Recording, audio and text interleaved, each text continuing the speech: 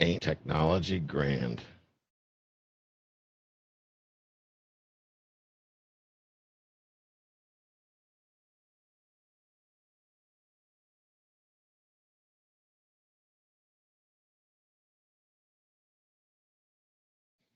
Okay, can everybody hear me? Can everybody see me?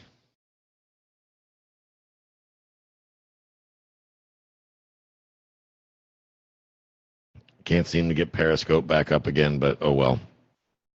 Some of the Facebook feeds are up. We're just going to roll with it. How about that? All right.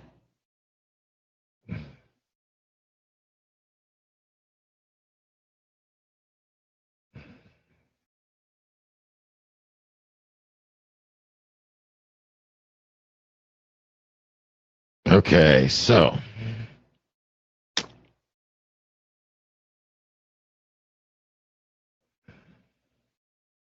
okay, can everybody see the slideshow again? Thank goodness. Thank you, David. Appreciate it. All right, let me get to where we were here real quick.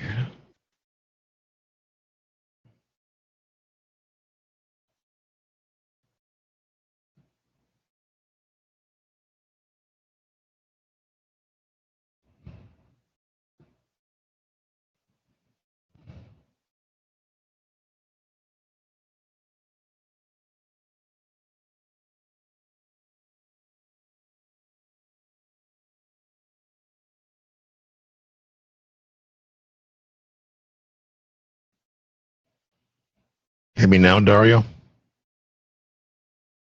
If not, turn up the volume.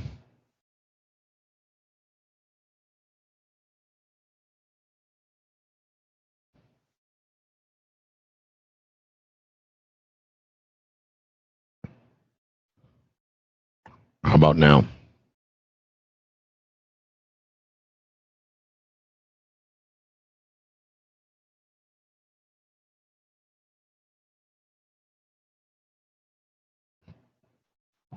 Test, test, test.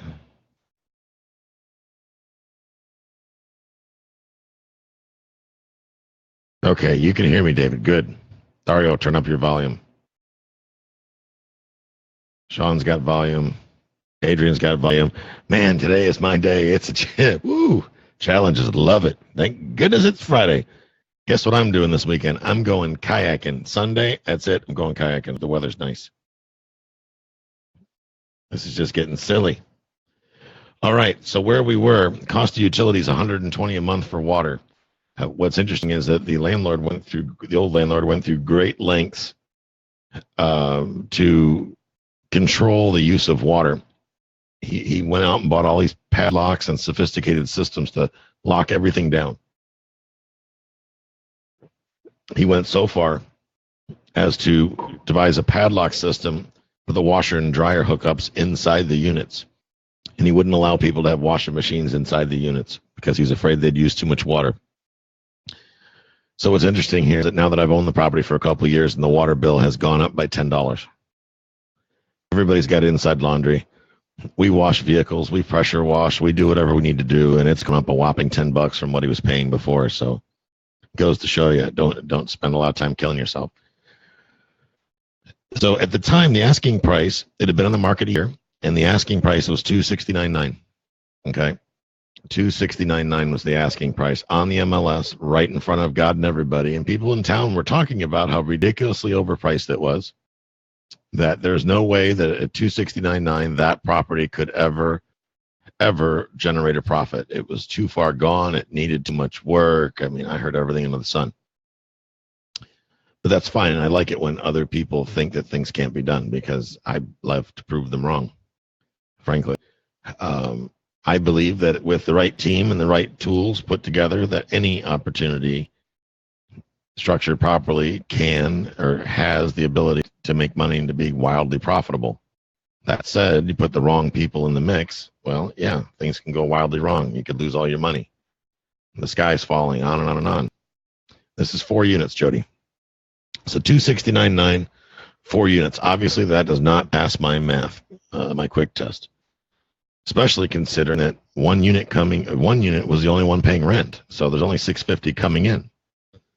And remember, we try not to pay. We try to pay only based on what something does do, not based on what it will do.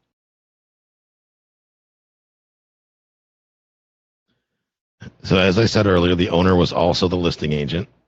The owner is also the listing agent, which actually made it better for me, because then I didn't have to jump through a bunch of hoops. I was already talking to the decision maker. Now, guys, I'm going to be right to the point so we get it. Stop avoiding talking to the decision maker. That doesn't make good sense.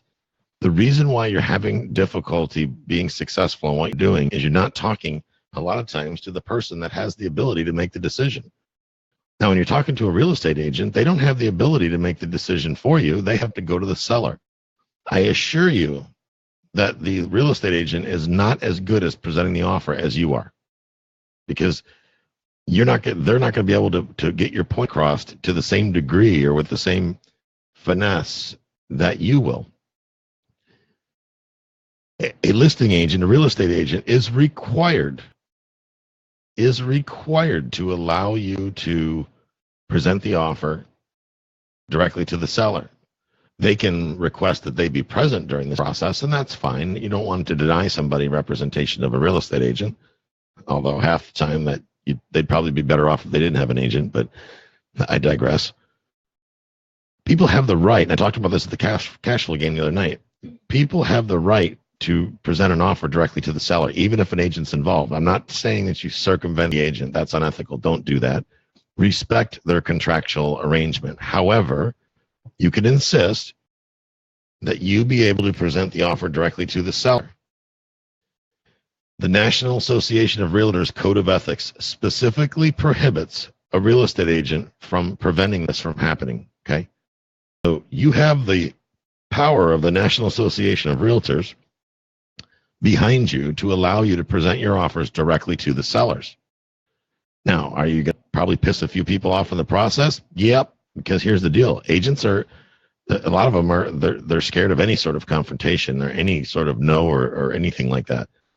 They feel that there's a potential that you could cut them out of the deal, that you and the seller could collaborate and cut them out of the deal. And there's enough scumbags in the world out there that will do just that. So to some degree, thanks to those that are bottom feeders, have made that factual, which it shouldn't be factual. That should be far-fetched, but unfortunately, it's not. So you're going to have to learn how to get this across to them in a way that it doesn't come off threatening. Because if they get any inkling, yes, Dave, exactly, win-win for all. If they get any inkling that you're there to cut them out of the deal, good luck. They're going to stonewall you in a heartbeat, and they should. Frankly, I would. I'd shut you down in a heartbeat if that was the case. So the part of the thing here is reassure to the listing agent that you are not there to cut them out of the deal. In fact, you want this deal to get put together so that they can get paid and not have to do as much work. Okay? If you're working with a buyer's agent that is afraid to present offers for you, I would think about finding new buyer's agents. I insist that the agents on my team present offers directly to the seller whenever they are allowed, whenever it's asked by the buyer. We counsel our buyers that it would be a good idea if we presented offers to the seller for them instead of going through the listing agent. Some buyers want us to do that. Most buyers want us to do that. Some don't. Does it rub a few people the wrong way? Unfortunately, it does. But here's the deal. What's the sense of writing off? Here's what happens in the real world. Most real estate agents write an offer. They get the buyer to sign it. They email it over to the listing agent, and then go on about their business. I have listings right now, and when I get offers, these agents, they'll just fire them over by email. They don't even call to make sure I got them. Okay? That's how lazy they are and unskilled they are, and it's sad. A good agent, number one, calls the listing agent and builds rapport with them right away. Now, do you think it's reasonable that as a listing agent, if an agent calls up and is extremely professional with me, builds rapport with me, that I might get behind whatever he's got to say and think, wow, I want to work with this guy? Or do you think I would rather work with somebody that just sends an offer over by email and then calls me 3 days later when I didn't see it because it wound up in my junk mail folder? Think about that, folks. Think about that when you're writing offers. Because if you just fire off the offer, I guarantee you the only thing they have to go off of is price. So if you're putting anything creative in there, forget it. It's going to fall on deaf ears. So you either have to get good at talking to the agents to get them to have you to join you to present the offer so you can do the talking, or you need to find a real estate agent that's got a pair and has the ability to negotiate and will go sit down with a seller and a listing agent and negotiate on your behalf. And if they won't do that, then you need to fire them and get a different agent. Your Aunt Susie probably isn't a good idea to represent you as a buyer's agent. I don't want to hear this. I have a friend that's an agent. Everybody's an agent. I mean, I could think of 2 people off the top of my head that are an agent. They give out, those coupons that come in the mail, the ones that stuff your mailbox. Every one of those probably has a real estate license in it. Having a real estate license doesn't give you really any sort of competency. You have to go talk and build rapport to a real estate agent. Find one that's good and that can negotiate on your behalf. And if you can't do that, then do it yourself. I digress. Let me get back on task here.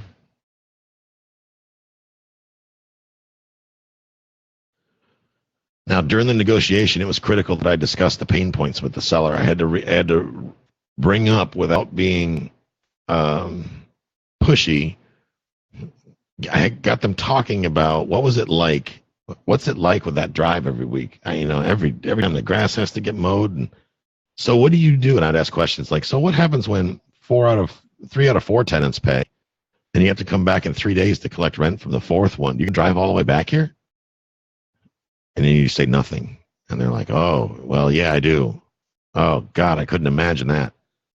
Having dialogue like that makes a huge, huge difference. I just talked about this, negotiating with the players in the deal. Now, furthermore, a lot of you are thinking, well, why did he put that in there a second time? Because, guys, there's more players in the deal, especially when I'm doing a no money down deal, than just the seller. Here's what I mean. I was going for a no money down deal because I got sticker shock with the $9,000 in closing costs. So some of the players in the deal, I wanted to negotiate with them. I needed to figure out how to use what I have to get what I need. And what do I have? I have some knowledge, because I've been doing this a long time, how to figure out who's getting what out of this transaction. And that started with the closing cost. I'm like, well, I've got a friend that owns a title company, and he's not a poor man. There's a lot of profit in the title process and the closing process. A lot of times there's junk fees in the title process. So the very first thing I did is I negotiated with the title company to get the closing costs reduced as much as they could possibly do, reduce them, and maintain, some profitability. Because keep in mind, guys, I don't want people to not make a profit. I'm fine with people making a profit. I love when people make a profit. But you're not going to rip my face off either, okay? I believe you pay for the value you receive. And I know that it costs them $100 or $78 to do a title search. So I was willing to let them mark that up 50% or 100%. Charge me $150, let's say, right? The title insurance, that's state mandated. But all these extra fees, now this wasn't my normal title company that closed this, by the way. This was before I developed that relationship. So I knew that the title companies make a fortune. I renegotiated with them. That alone dropped the closing costs down by like almost 40%, just the closing costs, or just negotiating with the title company. They were standing to make that much money off the transaction. Now, at the time, I did not have my real estate license. I had let it expire back when I was at sea. I didn't see the point of having a real estate license when I'm in the middle of the ocean. So I let it expire. And I have a friend that has a real estate license. So I went to him and said, hey, will you come, quote unquote, represent me in this transaction? And then credit me a portion of I'll give you some money for your time, and then you credit money towards the deal. And he was more than happy to do that. So that also knocked a good chunk of change off of the closing costs. Now, then I went to the lender. The lenders, boy, this is one that's often overlooked. They spend so much time convincing you that you're, about the interest rate. They forget, they gloss over the closing costs. Guys, they make their money Remember, we say we make our money when we buy? Same thing. They make their money off the closing costs. They make a killing off the closing costs. So after renegotiating with the lender, the title insurance company, and getting my agent buddy to kick in, all I had left to do was to go to the seller and ask them to pick up a small portion of my closing costs. By doing that, guys, I started to get even better than a no money down deal, which I'll discuss here in just a second. But I needed to make it win-win, just like you had said, David. I needed to make it win-win for everybody. I needed to make sure that the seller got what they need, which in this case, they wanted this done. They wanted a clean closing. They wanted a guaranteed thing. So what I did was I put my earnest money non-refundable, which means I only had a little bit of earnest money in the deal, but which means I was already set up then to get a check at the closing table, which wasn't bad, but my check grew, and we'll talk about that here in just a minute. So I negotiated the property down to $220,000. How I did that was by listening to the sellers and then revisiting their pain points with them. Never at any time did I ever utter the words $220,000. I never gave a number.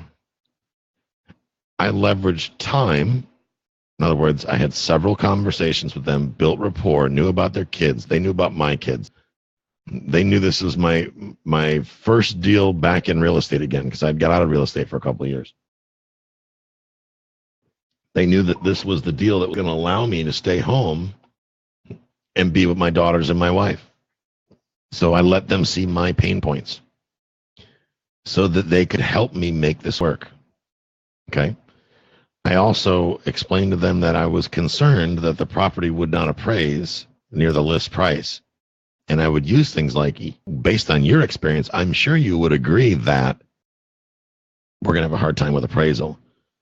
And what's the listing agent going to say? Remember, she can't be wrong. She's one of those people that just can't be wrong. I love negotiating with people like that. It's not even fair because they agree with you. You're right. I'm experienced, and I know that this thing won't appraise. And then they think about what they said the day after and probably curse me, but is what it is. So I was able to negotiate the purchase price down to $220,000 without saying any of the numbers there, and I did that simply by listening to them, reinforcing their pain points, getting an understanding of why they're doing what they're doing, how they got there, and keep revisiting those pain points over and over again.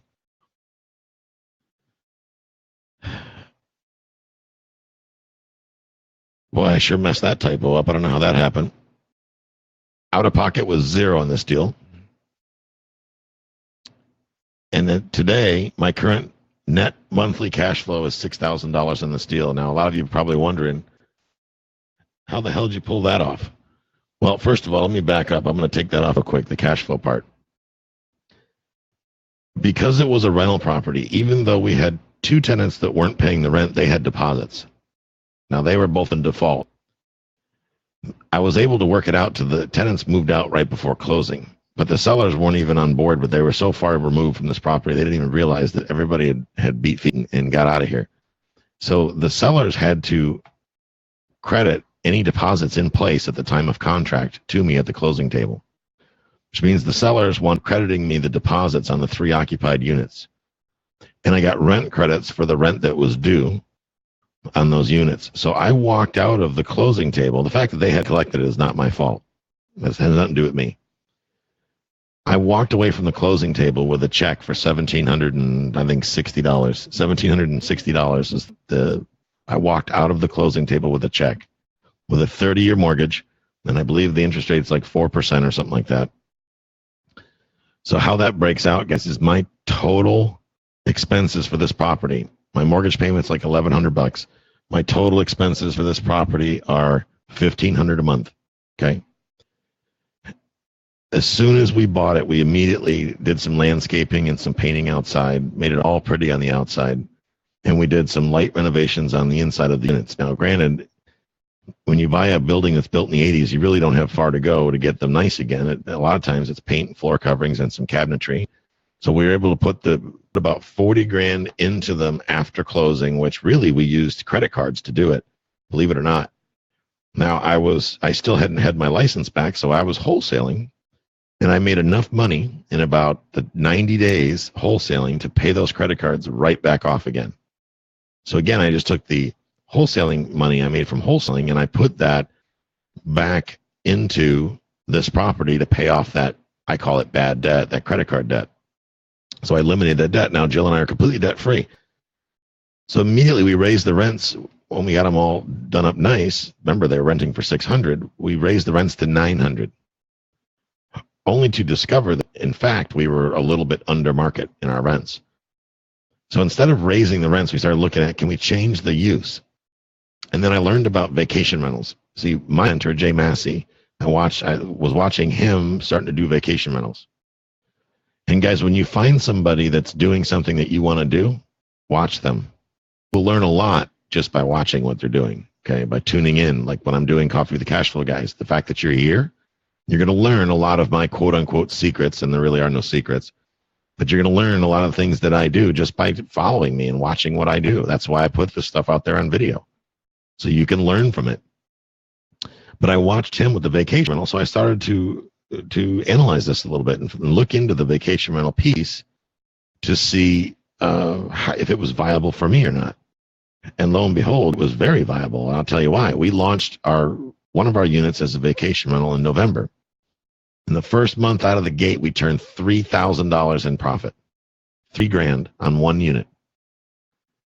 So do the math here, guys. I live in one unit, right? My wife and I live in one unit, which is part of the reason it's so awesomely gorgeous here. My wife's got a lot of talent when it comes to doing the landscaping and picking the colors and the whole 9 yards. So we did the complete renovations, and then vacation rental one of them. Now we're launching another. We just launched another one that's a second unit. These are 2-bedroom, 1-bath units, and we put these out instead of by the month. We put them out really by the night. We have a 2-night minimum stay, and depending on what's going on in the local community, we charge anywhere between $100 on the low side to as much as $350 on the high side for people to stay here per night. So we are averaging per unit $3,000 a month in net revenue, $3,000 a month. So this property right now has a net cash flow of $6,000 a month. This is 4 units, netting after expenses $6,000 a month. And Jill and I have a beautiful place to live. And my office is here. I've got a separate building out back from my office. So we were able to get all of that and $6,000 a month off of one property by simply not being in a rush, listening to people, okay, getting a clear understanding of why they are selling, and then providing value. You know, there are people that, believe it or not, that actually care about us. So you got to think about, how did I do it? And I want to reiterate that real quick. I started out with a VA mortgage, 0 money down. Here's the deal, folks. Anybody here on this call should be able to qualify. If not now, in the next 2 years, even if you've got terrible credit, you should be able to qualify for an FHA mortgage at a minimum. An FHA mortgage requires a 3.5% down payment. So if you go out and buy a $200,000 property, that's basically $7,000 down out of pocket, right? Give or take. With the FHA, you have to occupy it for 12 months. And people are like, well, I'm not stepping down on my quality of life. Well, here's the deal. If you can't afford the quality of life you're in now, or you're not where you want to be financially, sometimes you got to step back a little bit to get to the next level. Okay? Think of it like stepping back to run a little bit to jump over that next hurdle.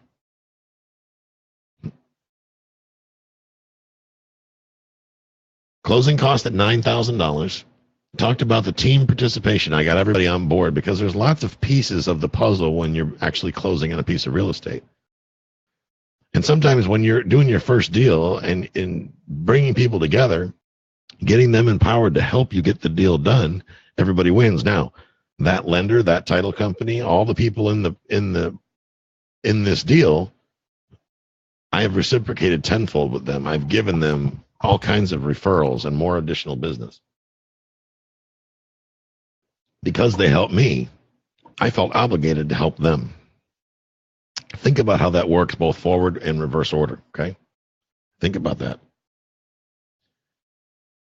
I had my realtor friend, I had the seller kick in, I had the title company kick in, I got my lender credits. Zero out of pocket, folks, and $1,700 back at the closing table. I'm not that smart. If I can do this, I know you can do this. I know you can do this. Beyond the shadow of a doubt, you can do this. The reason why I put together Cash Flow Guys community is to be able to teach you guys these skills, to have a place to where you guys can tune in, go over to the community.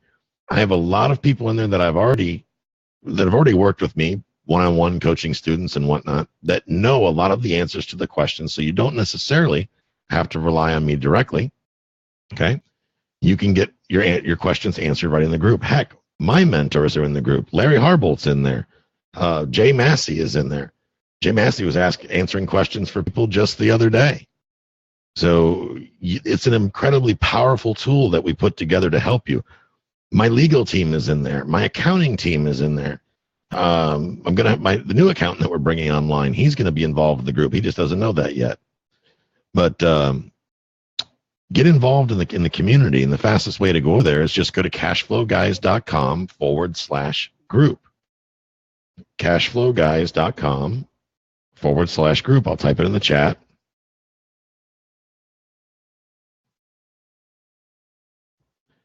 Get over there and get involved. Now, people asking, what I've learned is that people don't value things as much as I would think they would if they're free. People are like, well, that's too good to be true.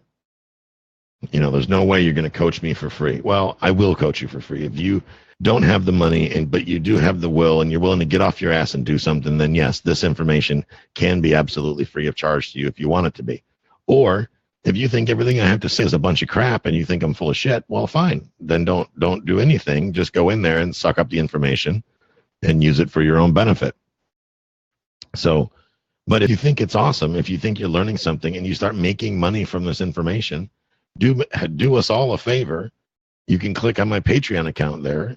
You can go to cashflowguys.com/donate and make a monthly donation. Now, keep in mind, the more donations I get, the bigger the team I can hire to make more videos for you guys, put out more PDF documents, more case studies, break down all these deals. It allows me to get very experienced people like Larry Harbolt, Jay Massey to capture their attention, maybe hire them to come in and add more value to the equation as well. I've already had a couple people come in and make monthly donations, which is awesome. Jody Ray is one of them. We've had Lance Miller has donated as well. And guys, I can't begin to tell you how much I appreciate that.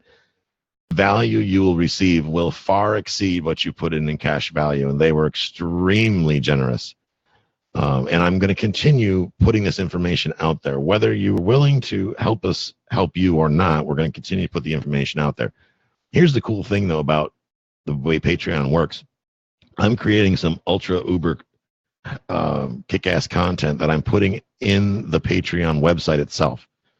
Those of you that have been kind enough we're going to put a lot of content in the Facebook group for free, first of all. We're going to put a ton of content in there. But I'm going to do some one-on-one or small group coaching calls that are going to be available to those that are donating via Patreon. We're going to be trying to do those at least once a week, as much as I possibly can. But keep in mind, this group is not a profit center for us because, well, we only have 2 donors right now, 2 people donating. But I have to still go out and do deals, okay? And I'm not asking you to hire me full time so I can't do deals. I love doing deals. I'm never going to stop doing deals. But I cannot spend 100% of my time in the group, obviously, or I would go broke. Thank God I have passive income. But I'm helping other people, and I've got one-on-one coaching students I'm helping build their portfolios. So I need to be able to give to them first and take care of the people that are helping me sponsor this. Part of the reason we're asking for the sponsorship for people to donate is, number one, I want to be able to help everybody, not just the people that can afford it. Okay, I think that's important to me, and it's important to the people on my team. I have people like Beth Cody, who is an assistant to me and instrumental in helping me build the funnels and things like that to help us spread our message and spread our word.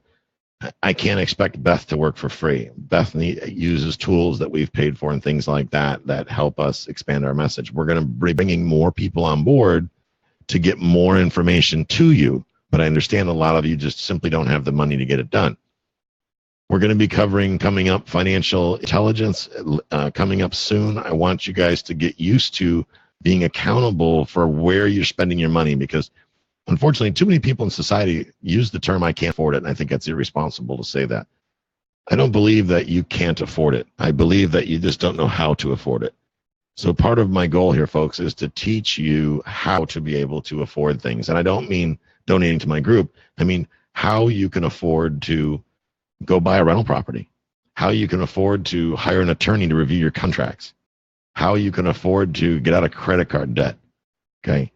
Because if you follow Dave Ramsey, you'll be out of debt, no doubt, but you'll have no wealth. So what the hell's the point of being out of debt if you have no wealth?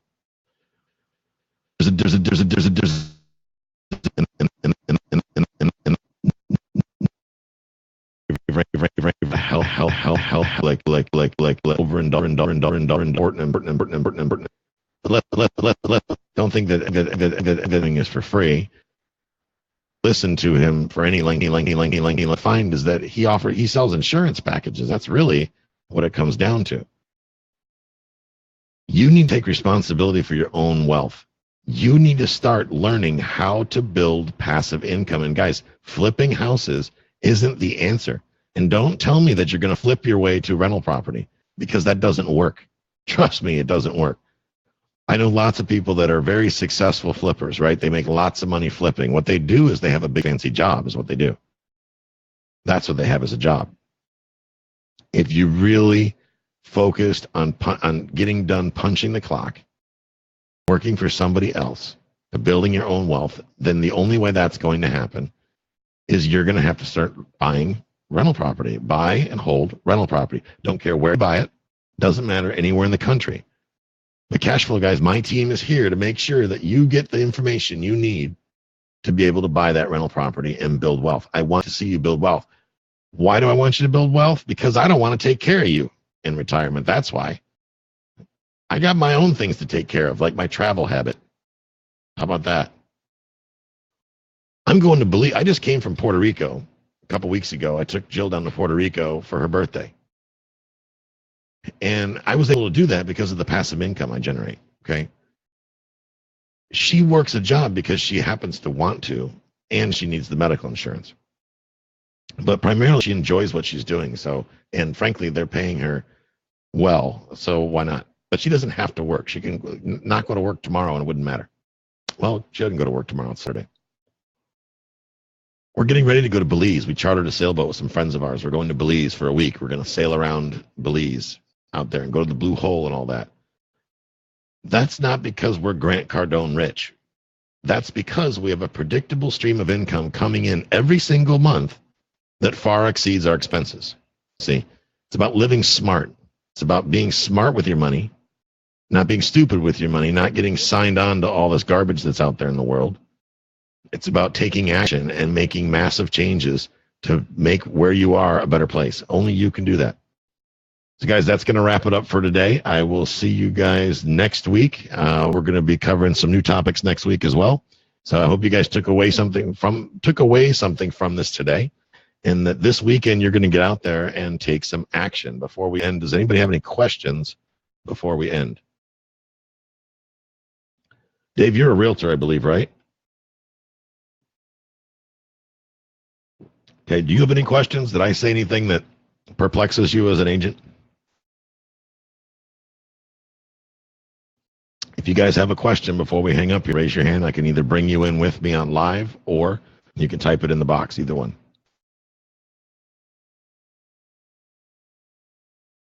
Okay, guys, that wraps it up for today. I appreciate you taking the time to spend your Friday morning with me. If you're watching this on a recording and you are not part of this group individually, just go to cashflowguys.com/group.